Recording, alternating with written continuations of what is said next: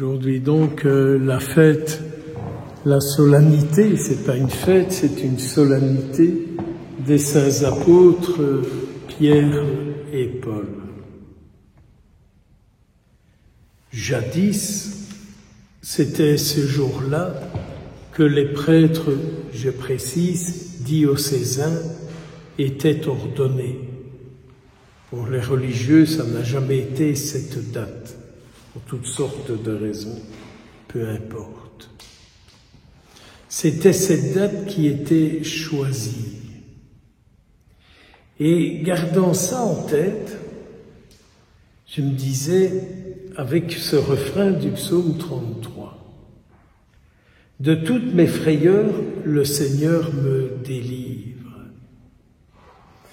Je trouve que cette parole s'applique admirablement bien tant à Saint Pierre qu'à Saint Paul. Quand on voit Saint Pierre dans sa prison, il aura dû s'en passer des trucs dans sa tête. A-t-il cru que le Seigneur allait le délivrer? Attendait-il un procès? Entendait-il un jugement? Qu'est-ce qu'il attendait? N'empêche qu'il n'avait pas perdu le sommeil. Moi, je crois qu'à sa place, je n'aurais jamais trouvé le sommeil. En me voyant en prison, je me serais dit, mais qu'est-ce qui va m'arriver, quoi? On me met en prison, ils prennent un pouvoir sur moi, ils prennent des droits sur moi. Qu'est-ce qui va m'arriver? Saint Pierre dort quand même paisiblement. Parce que Saint Pierre a la conscience tranquille. Il sait qu'il n'a rien fait de mal. Saint Pierre sait bien que n'ayant rien fait de mal, il n'a jamais perdu sa communion avec le Seigneur et que c'est pour lui qu'il est mis en prison. Et que comme il a toujours été au service du Seigneur, qu'il a toujours voulu parler, agir, penser, pour lui, il ne pouvait pas rester en prison. Il allait avoir une intervention divine, laquelle il l'attendait. Si déjà aujourd'hui, à ce point-ci, nous regardions un peu dans nos vies ce que c'est que de penser, de parler et d'agir pour le Seigneur, de telle sorte à ce qu'il nous sorte de nos prisons, qu'il nous sorte de ce qui nous empêche de dormir, qu'il nous sorte de nos dépendances, qu'il nous sorte de tout ce qui fait que nous ne sommes pas totalement libres. C'est quand même fou qu'on peut avoir notre esprit préoccupé, occupé par toutes choses, mais quand même très peu par Jésus-Christ.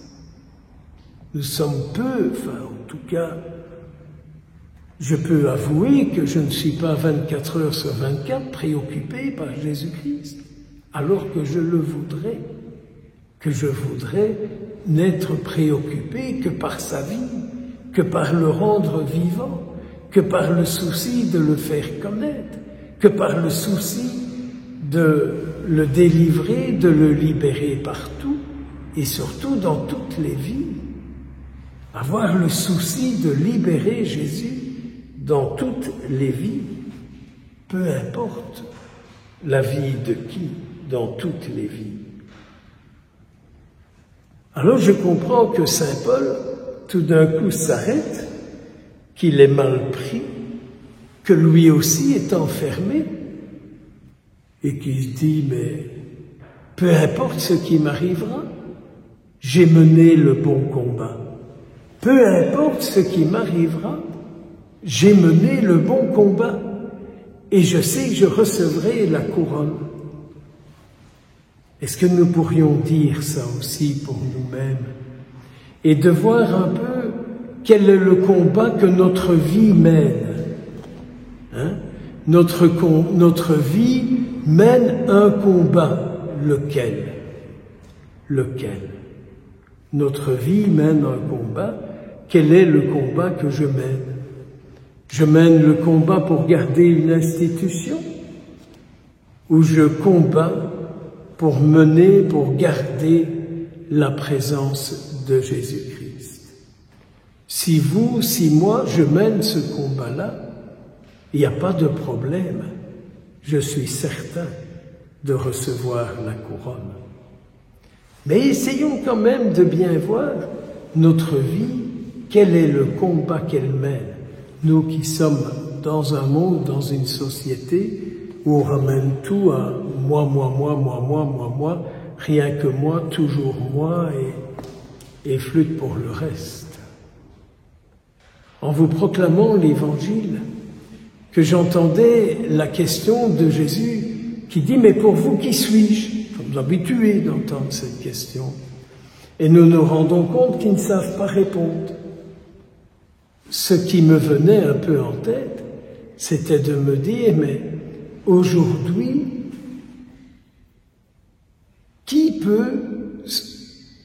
qui est Jésus dans le monde d'aujourd'hui ? Qui est Jésus dans le monde d'aujourd'hui? Est-ce que Jésus ne nous pose pas cette question? Qui suis-je dans le monde d'aujourd'hui? Qu'est-ce qu'on va lui dire? Un oublié? Quelqu'un qui n'intéresse pas? Quelqu'un qui parfois est accusé de tous les maux? Quelqu'un qu'on va prier quand on a des besoins? Quand on a des nécessités, quand on a des douleurs, quand on a des peines?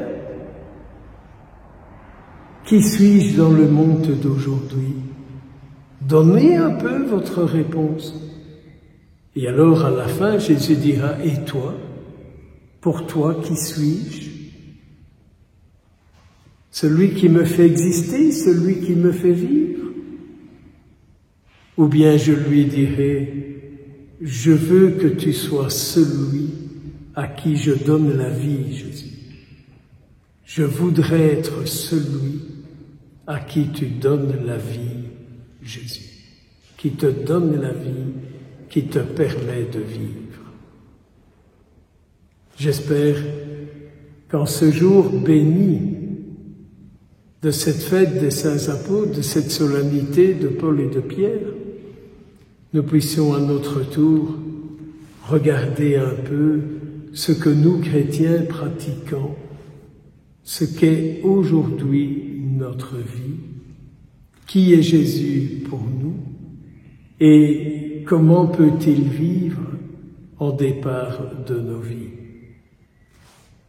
Vous serez d'accord avec moi pour dire que notre monde a besoin non pas de bigots, mais de missionnaires. Au nom du Père, du Fils et du Saint-Esprit.